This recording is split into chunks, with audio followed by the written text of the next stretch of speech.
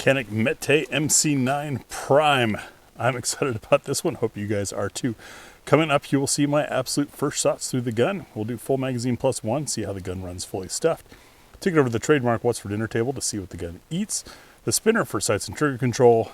Shoot a 1-inch square from 7 yards for practical accuracy, and then give you my concluding thoughts. All coming up next on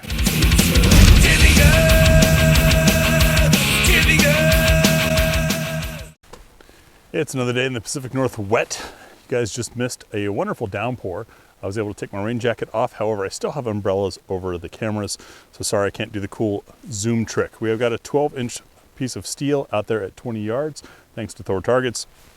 10 rounds of PMC bronze 115 grain for my absolute first shots through the gun. Now, this is a media sample, and what was sent to me was a 10-round limited gun. Not sure why, but I'll run with it. I do have one magazine from my MC9L that also fits for higher capacity, but might as well for those of you in restricted states, or if Oregon should ever fall behind the Iron Curtain, I guess I'll have something compliant. Let's see how this feels. Ooh, love that front sight in this darkness. And that port is loud.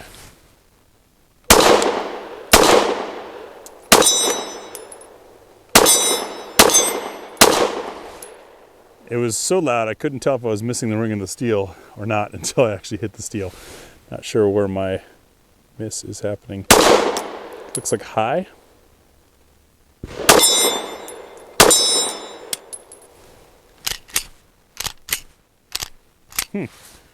Not locking open on this magazine. Interesting.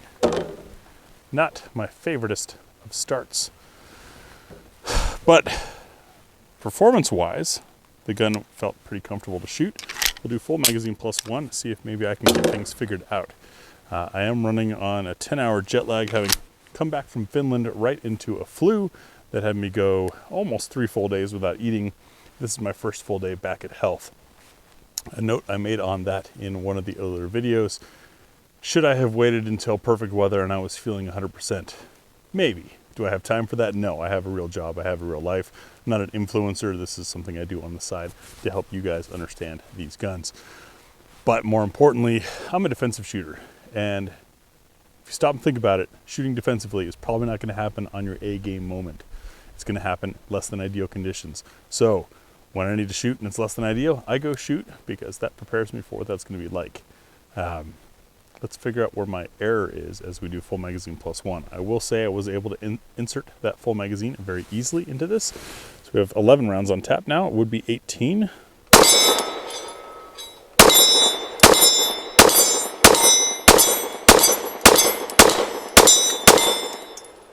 There we go. See, just needed a little bit of anger. Everything ran fine. Looks like I'm hitting a bit left, which tends to happen to me on smaller guns. As you squeeze a gun, it tends to go left if you're a right-handed shooter. If you're a left-handed shooter, it tends to go right. The traction on this is spectacular. I just have this natural feel of, oh, this thing's skinny, I need to hold on to it. I'll release my grip a little bit as we go through the next test, what's for dinner, and see what the gun eats. Hey, it's that time again, what's for dinner time. As I scroll past these, you'll see we're going from 50 grain up to 165 grain today. Each of these loads has a different bullet weight, shape, overall length, ogive in different location. We've got different case materials. The objective here is to see what will the gun eat. Will it feed a load from side lock? Will it cycle and feed another load of the same type from the energy of the first? Third round, reduce variables, and then we'll lock open on empty. Testing past that is a magazine test, which you're welcome to do. If you want to try any of these yourself, check the pinned comment where I will link to sources of this as I can find them. What's for dinner is shot at 2-inch circles from 7 yards, mostly for an aiming point, but also to show us that we have a point of impact shift. 3 rounds of each, starting off with the 50 grain Liberty Ammunition Civil Defense plus P. Now this is a loud load to begin with. How's it going to be a shorty ported? Whew, headphone warning. Let's see how it does. Oh yeah.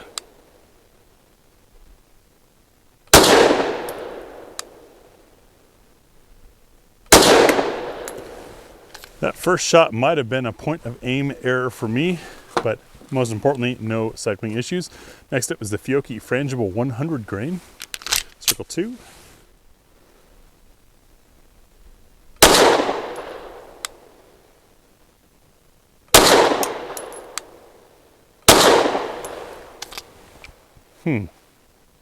I'm noticing that I need to be a little finer on this trigger. Circle 3 is the SIG 365 V Crown 115 grain, nickel plated case, just like the Liberty.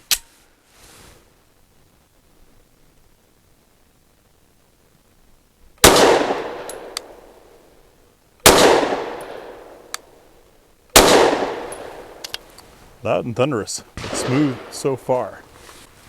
Circle 4, we have the Hag Hornady American Gunner 115 grain.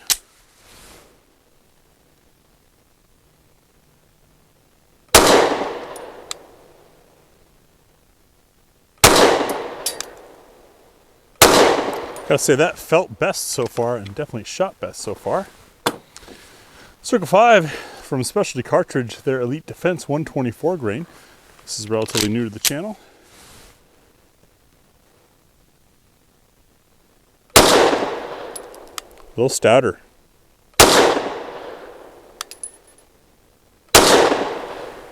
Slipped a little bit on that third shot.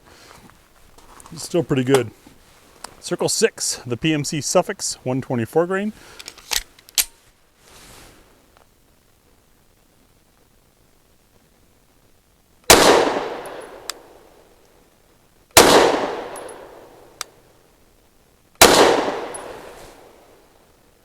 Wow. I think this might like the heavier loads. Circle 7, Federal HST 124 grain. This is the law enforcement version with the sealed primer, but otherwise the same stuff. Tends to be stouter. Still a lot of flip.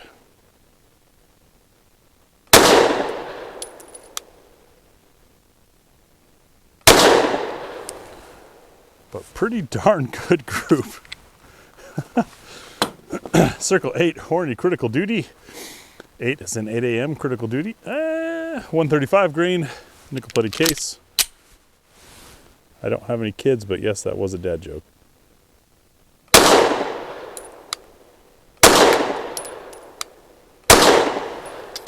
I went a little quicker that time. That might have been my fault. Circle 9, Fiocchi Defense Dynamics 147 grain.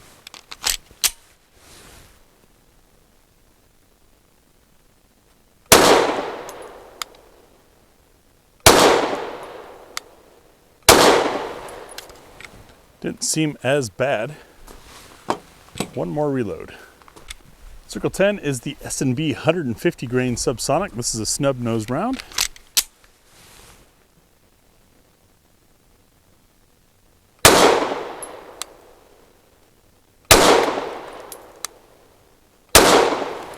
Very nice shooting. I tell you what, this gun can be really accurate. And we do have a bonus load. I'm going to throw it at the 10 ring up top, the Ammo Inc. Stolf. They can't spell, but can they make ammo? 165 grain subsonic, meant for suppressed loads. Super heavy, long bullet, but generally soft shooting. And I'm curious with this port what we'll feel. Very, very soft.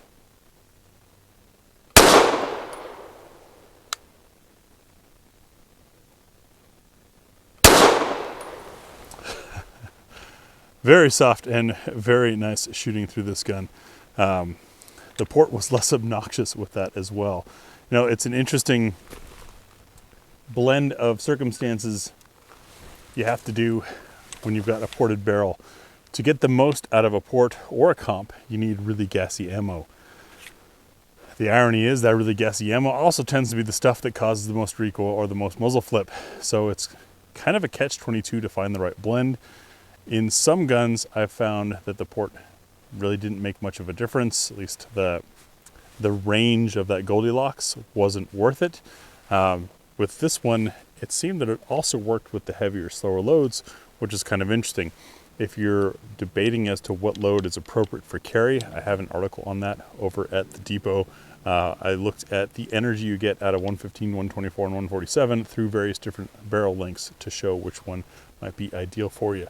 But man, number 7, whew, and number 10. This thing can certainly be accurate, which will be fun to test when we get over to the spinner for sights and trigger control. 13 yards back from that 6-inch spinner. Sorry guys, with the weather, can't paint. Here's your proof of distance. I use this for sights and trigger control because it's a small target at distance that begins moving as I hit it. The better I hit it, the faster it moves, the more important and difficult timing a well-placed shot becomes. Hence, a great test of sights and trigger control. The trigger on this Canik is very crisp, and I love that night vision front sight. See how we do with the 3.63-inch barrels energy and some PMC bronze 115.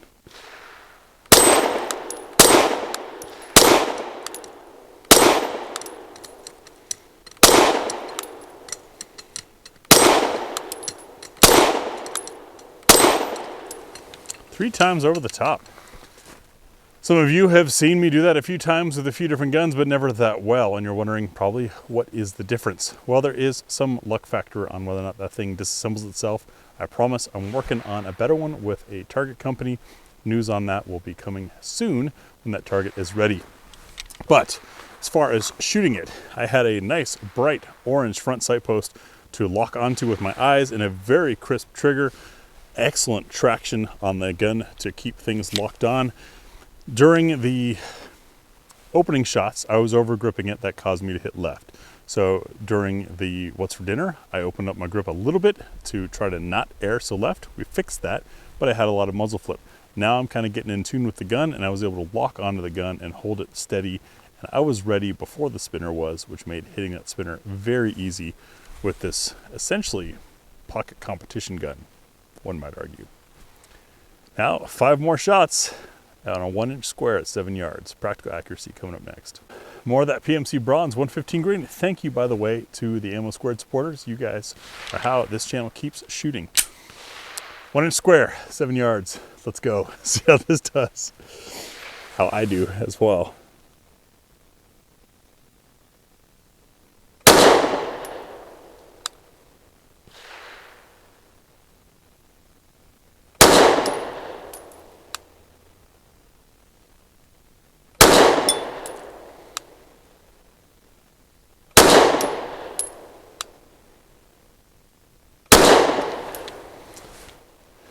Not bad. Not bad at all. Pretty pleased.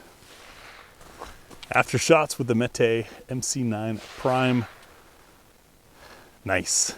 It was really, really nice. Some of the loads were a bit loud and obnoxious with this port, and then I either got used to it or the other loads were quieter. Hard to tell. Will you maybe startle some folks at an indoor range? Yeah, probably. Could it be bright and flashy at an indoor range or in low light? Maybe. It's not exactly the brightest day out here. I know the camera auto adjusts so you guys really can't tell, but this time of year in the Northwest, it's not exactly the brightest place.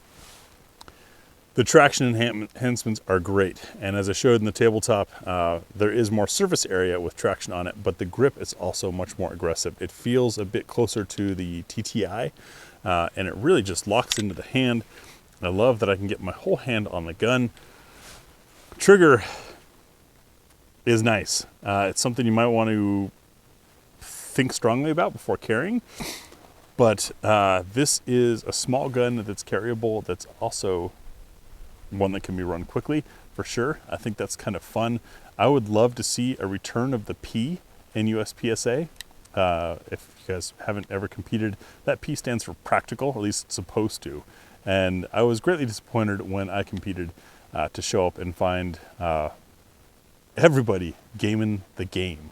And while I understand a need for stuff like open division and things like that and running full out race guns because, well, race cars are what improve consumer cars, etc.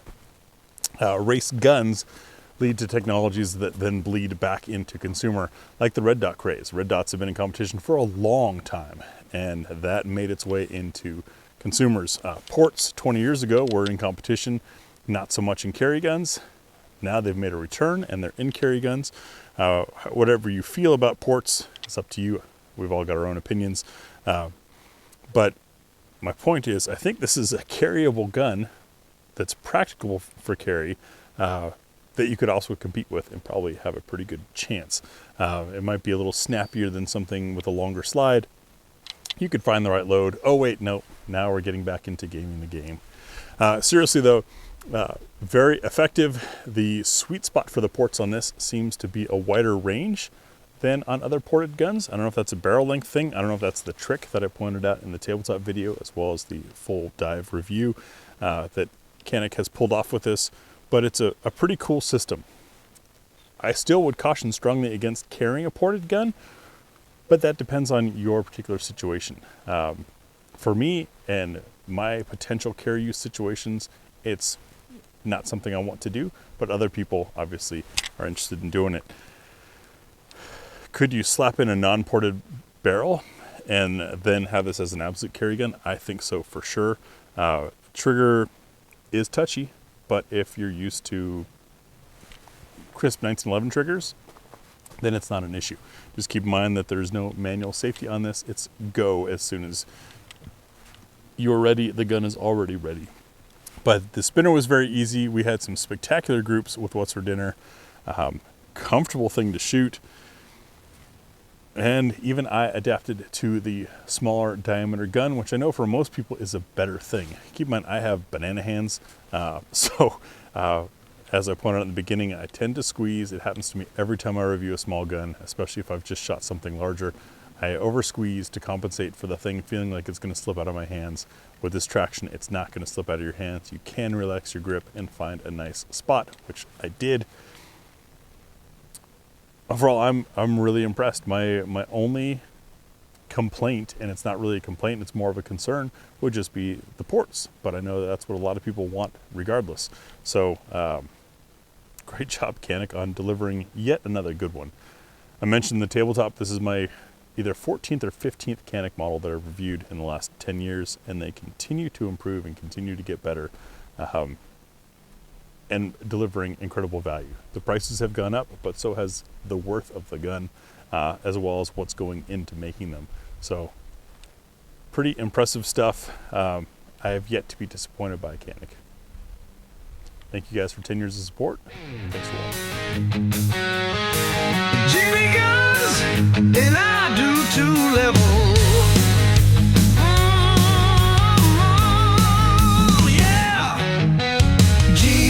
Guns and I do 2 level. Andrew P, Joseph T, Randy A, Al G, Peter A, Tom, Moises S, Fast Eddie, Tylo, Twan, 155, Brian P, Sky King, Derek S Jr., Donald H, Jenna I, Greg K, David F. Thanks for the tip level.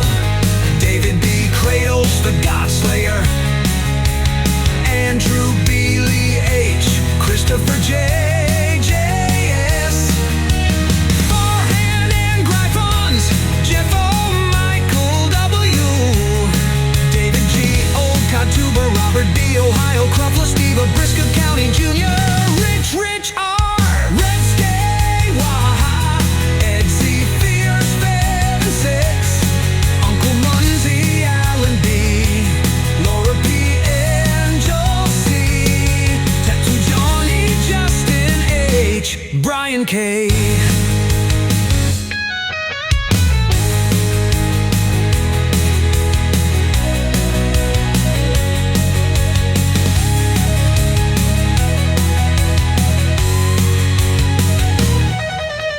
Keeping things honest level. Gary B, Leif S, Danielle D, Ed Z, JJ, Brad M, George H, Othniel M, Cody W, Marcus, So Charlton Lewis, R, Edit P, Logan G, Brian K, RBM D, 2022A, Gail B, Ron Z, Gord Mike, NC Technocon FMT, CJ Ronald LW, Russ P, Marvin T, yeah.